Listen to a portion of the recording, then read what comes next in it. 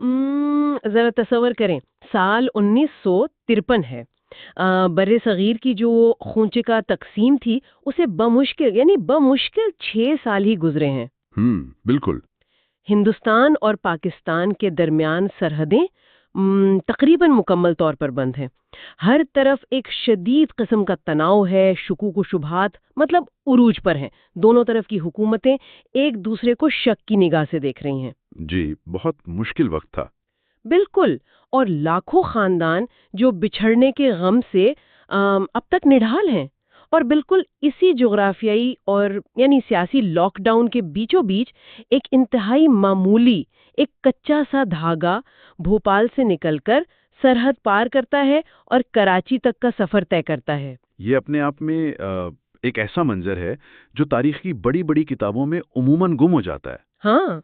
मतलब हम तारीख को हमेशा ठोस हकायक, जंगों या सियासी लकीरों के तनाजुर में देखते हैं। लेकिन ये कच्चा धागा हमें बताता है कि तारीख सिर्फ हुक्मरानों से नहीं, बल्कि आम इंसानों के जज्बों से भी लिखी जाती है। सही कहा आपने। वैसे आप सभी सुनने वालों को मेरी तरफ से रक्षाबंधन की दिली मुबारकबाद। जी, बहुत-बहुत मुबारकबाद।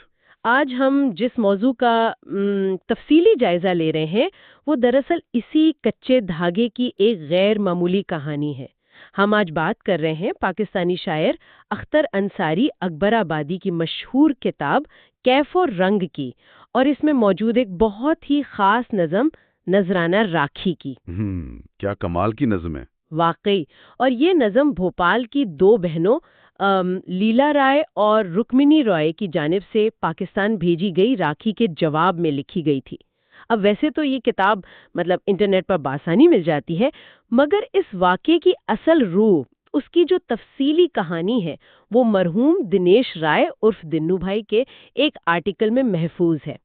चलिए उसको थोड़ा खोलते हैं और देखते हैं कि इस कहानी की जड़ें कितनी गहरी हैं। और ये कोई आम कहानी नहीं है। मतलब आज हमारा मकसद महज माजी के किसी एक वाक़ये को दोहराना या किसी पुरानी किताब का खुलासा पेश करना नहीं है। बिल्कुल।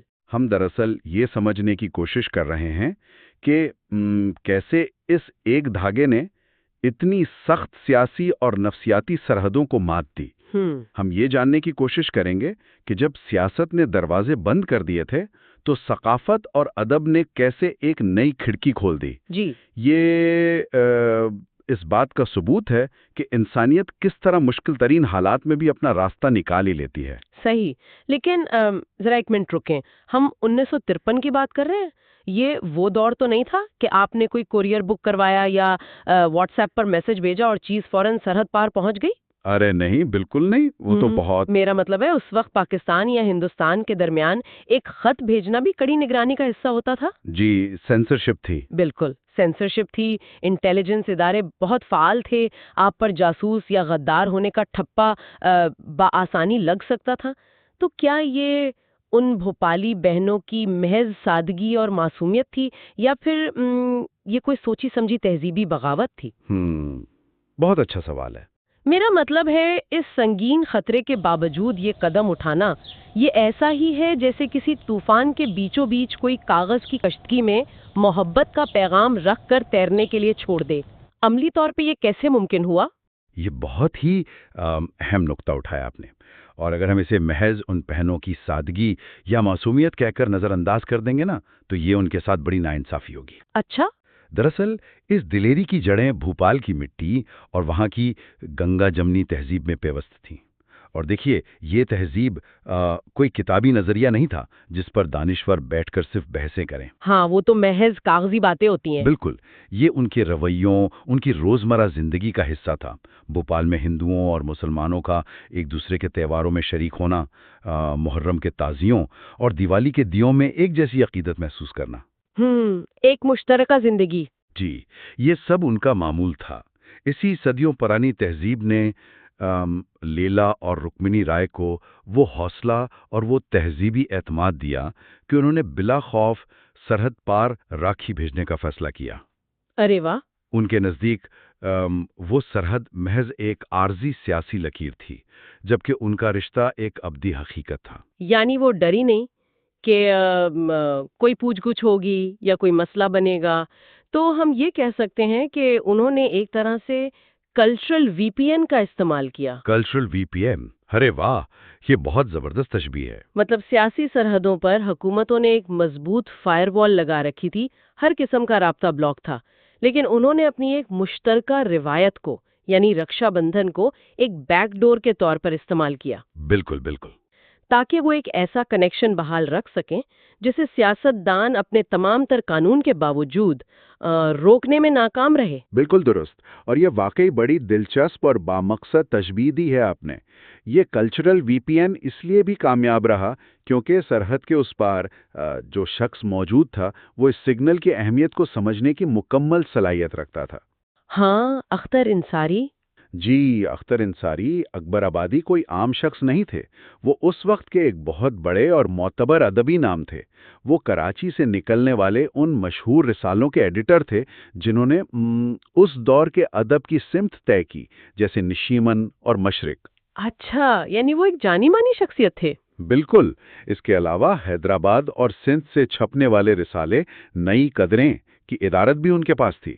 اب دیکھیے، وہ چاہتے تو اس راکھی کے لفافے کو ایک روایتی مبارکباد یا ایک جذباتی خط سمجھ کر اپنی میز کی دراز میں رکھ سکتے تھے۔ ہاں، کسی کو بتانے کی کیا ضرورت تھی؟ بالکل، لیکن انہوں نے اسے ایک ذاتی خط نہیں بلکہ ایک ثقافتی امانت کے طور پر قبول کیا۔ یعنی وہ اس وقت کے بڑے کلچرل انفلوئنسر تھے، ان کی کہی ہوئی بات کی ایک گونج تھی، وہ کوئی ایسے گمنام شاعر نہیں تھے جنہیں بس ایک خط مل گیا اور بات آئی گئی ہو گئی۔ 100%۔ ان کی ایک مضبوط آواز اور ایک خاص ادبی مقام تھا، اور انہوں نے اس مقام کا استعمال کیسے کیا؟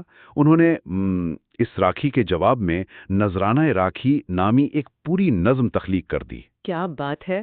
اس طرح انہوں نے ادب کو ایک ایسی ثقافتی پناہگاہ یعنی ایک کلچرل سینکچوری بنا دیا جہاں گنگا جمنی تہذیب ان ریاستی اور سیاسی پابندیوں سے آزاد ہو کر کھلی فضا میں سانس لے سکتی تھی۔ انہوں نے اس رشتے کو چھپانے کے بجائے اسے تاریخ کے صفحات پر ہمیشہ کے لیے درج کر دیا۔ یہاں آ کر بات واقعی بہت دلچسپ ہو جاتی ہے، کیونکہ اگر آپ ان کے الفاظ پر غور کریں، ہمارے ماخذ میں نظم کی جو ابتدائی لائنیں دی گئی ہیں وہ کچھ یوں ہیں کہ تم نے راکھی پیش کی ہے بڑھایا دستے شوق، اور اب مدہوش بھائی سے تمہیں کیا چاہیے۔ انہوں نے یعنی کسی قسم کی جھجک یا سفارتی احتیاط کے بغیر کھلے عام خود کو ان کا بھائی تسلیم کیا۔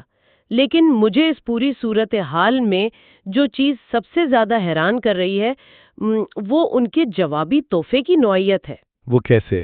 دیکھیے، عام طور پر ہم دیکھتے ہیں کہ رکشا بندھن پر جب بہن راکھی باندھتی ہے یا بھیجتی ہے تو بھائی کے ذمے ہوتا ہے کہ وہ اسے کوئی قیمتی تحفہ دے، سونا، چاندی، کپڑے یا پھر پیسے دیے جاتے ہیں۔ جی، روایت تو یہی ہے۔ ہاں، لیکن اس پاکستانی بھائی نے تحفے میں کوئی مادی چیز نہیں دی بلکہ نظریات اور خیالات کے موتی دیے۔ کیا واقعی ادب کبھی کبھی مادی تحفوں سے زیادہ قیمتی اور دیرپا ثابت ہو سکتا ہے؟ میں تو یہ سوچ رہی ہوں۔ اگر ہم اسے ایک بڑے تناظر میں رکھ کر دیکھیں تو مادی تحائف کی بہرحال ایک میعاد ہوتی ہے۔ صحیح۔ سونا چاندی بظاہر قیمتی ہیں لیکن وہ وقت کے ساتھ پرانے ہو جاتے ہیں، گم ہو سکتے ہیں یا خرچ ہو جاتے ہیں۔ لیکن جو نظریات اور خیالات اختر انصاری نے اپنی نظم میں پرو کر ان بہنوں کو بھیجے وہ لازوال تھے۔ آج تک زندہ ہیں۔ بالکل، وہ آج 7 دہائیوں بعد بھی اتنی ہی شدت اور اہمیت کے ساتھ پڑھ رہے ہیں۔ انہوں نے اپنی نظم میں بہنوں کو محض رسمی دعائیں نہیں دیں بلکہ ایک بڑے شفیق بھائی کی طرح انہیں زندگی گزارنے کا ایک پورا لائحہ عمل دیا۔ کس طرح کا لائحہ عمل؟ وہ اپنی بہنوں کو بڑی خوبصورتی سے نصیحت کرتے ہیں کہ صرف علم حاصل کر لینا یعنی کتابیں پڑھ لینا یا ڈگریاں لے لینا کافی نہیں ہے، بلکہ اس علم کا آپ کی عملی زندگی میں نظر آنا شرط ہے۔ علم پر عمل ہونا چاہیے۔ افو، یہ بات آج کے دور میں کتنی گہری اور بامانی لگتی ہے نا؟ ہاں، میرا مطلب ہے کہ آج کل ہم اکثر دیکھتے ہیں کہ ہم سبھی ایک طرح کے انفارمیشن اوورلوڈ کا شکار ہے۔ ہمارے پاس معلومات کا، ڈیٹا کا ایک نہ رکنے والا سیلاب ہے جو ہر وقت ہماری اسکرینوں پر بہہ رہا ہے۔ ہم دن بھر میں درجنوں آرٹیکلز پڑھتے ہیں، تفصیلی جائزے سنتے ہیں، ویڈیوز دیکھتے ہیں۔ بالکل، ہم ہر وقت کچھ نہ کچھ کنزیوم کر رہے ہوتے ہیں۔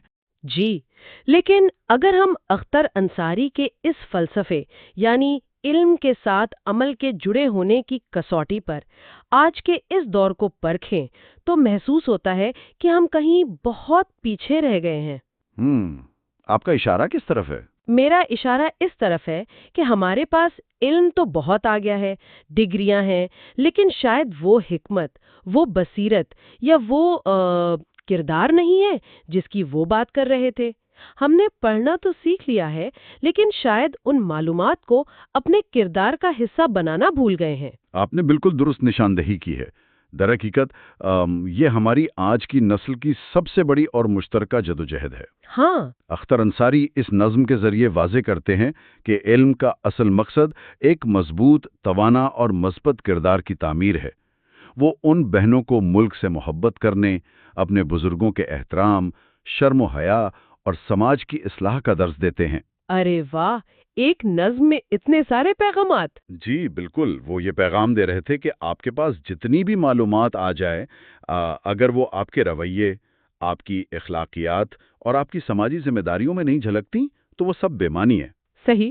یہ اس دور کے ادب کی ایک زبردست طاقت تھی کہ وہ محض رومانوی تصورات، چاند، ستاروں اور پھولوں کی باتوں تک محدود نہیں رہتا تھا، بلکہ وہ معاشرے کی اخلاقی اور سماجی رہنمائی کا فریضہ بھی سر انجام دیتا تھا۔ بالکل، اور یہ رہنمائی ایسی تھی جو سرحدوں کی محتاج نہیں تھی۔ لیکن اب ذرا اس طرف آتے ہیں کہ یہ خوبصورت کہانی، یہ مکالمہ، یہ جذبات ہم تک آج اس شکل میں پہنچے کیسے؟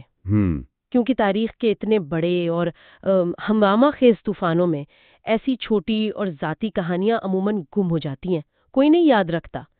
تو دنیش رائے عرف دنو بھائی کے اس آرٹیکل اور ان کے خاندان کا اس پوری داستان کو محفوظ کرنے میں کیا کردار ہے؟ یہ ایک اور دلچسپ پہلو ہے۔ دنیش رائے، جنہیں پیار سے دنو بھائی کہا جاتا تھا، ان کا تعلق ایک ایسے خاندان سے تھا جس نے بھوپال کی تاریخ کو اپنے سامنے بنتے، بدلتے اور ایک نئے دور میں داخل ہوتے دیکھا تھا۔ اچھا۔ ان کے والد جناب رام چرن رائے بھوپال کے نوابی دور کے ایک انتہائی مشہور اور معزز وکیل تھے۔ یعنی پڑھے لکھے اور با اثر لوگ تھے۔ جی، ان کا خاندان اس تاریخی تبدیلی کا چشمدید گواہ تھا جب بھوپال کی ریاست کا ہندوستان میں انضمام ہو رہا تھا، اور یہ کوئی معمولی واقعہ نہیں تھا، بلکہ ایک بہت بڑی سیاسی، سماجی اور نفسیاتی تبدیلی تھی۔ بالکل، لوگوں کی زندگیاں بدل رہی تھیں۔ اور ایسے خاندان جو ان تبدیلیوں کے بیچوں بیچ رہتے ہیں نا، وہ صرف گھروں میں بند نہیں رہتے، بلکہ وہ اس شہر کی تہذیب، اس کے بدلتے کلچر اور اس کی تاریخ کے امین بن جاتے ہیں۔ صحیح۔ دنو بھائی نے جب اس کہانی کو قلم بند کیا تو دراصل انہوں نے صرف ایک راکھی کا قصہ نہیں لکھا، بلکہ اس دور کے بھوپال کی روح کو، اس کی پوری ثقافتی وراثت کو محفوظ کر لیا۔ یعنی وہ ایک طرح سے اس مشترکہ کلچر کے محافظ بن گئے۔ تو اگر ہم اختر انصاری کی کتاب کیف و رنگ کی بات کریں یا دنو بھائی کے اس آرٹیکل کی بات کریں تو یہ محض پرانے اور زرد پڑ چکے کاغذ نہیں ہیں۔ بالکل نہیں۔ یہاں جو بات سب سے زیادہ توجہ طلب ہے وہ یہ ہے کہ یہ پرانے کاغذ دراصل ان خاردار تاروں اور دیواروں سے کہیں زیادہ مضبوط اور پائیدار ہیں جو سرحدوں پر کھڑی کی گئی تھیں۔ واہ، کیا بات کہی ہے آپ نے! دیکھیں نا، ہمیں عموماً تاریخ بادشاہوں کے فرامین، جنگوں کے فیصلوں اور سیاسی معاہدوں کے حوالے سے پڑھائی جاتی ہے، لیکن حقیقی تاریخ، وہ تاریخ جو انسانوں کو انسانوں سے جوڑتی ہے، وہ ان کتابوں، یادداشتوں اور نظموں میں موجود ہے۔ بالکل، عام انسان کی تاریخ۔ جی، تہذیب صرف اونچے قلعے اور شاندار محلات بنانے سے زندہ نہیں رہتی۔ تہذیب زندہ رہتی ہے ایسی ہی چھوٹی چھوٹی انسانی کہانیوں سے۔ ایک بہن کا سرحد پار راکھی بھیجنا اور ایک بھائی کا نظم کے ذریعے اسے جواب دینا۔ دونوں بھائی نے یہ تحریر لکھ کر ہمیں یہ باور کرایا ہے کہ اگرچہ ہم سیاسی اور جغرافیائی طور پر الگ ہو گئے، لیکن ہمارا وہ تہذیبی اور انسانی رشتہ کبھی نہیں ٹوٹ سکا۔ تو ان سب کا مطلب کیا ہے؟ میرا مطلب ہے کہ اس سارے مطالعے اور گفتگو سے جو نتیجہ میں نکال پا رہی ہوں وہ یہ ہے کہ اپنی ان پرانی کتابوں، یادداشتوں، خطوط اور ادب کو محفوظ رکھنا دراصل خود کو انسان بنائے رکھنے کی ایک شعوری کوشش ہے۔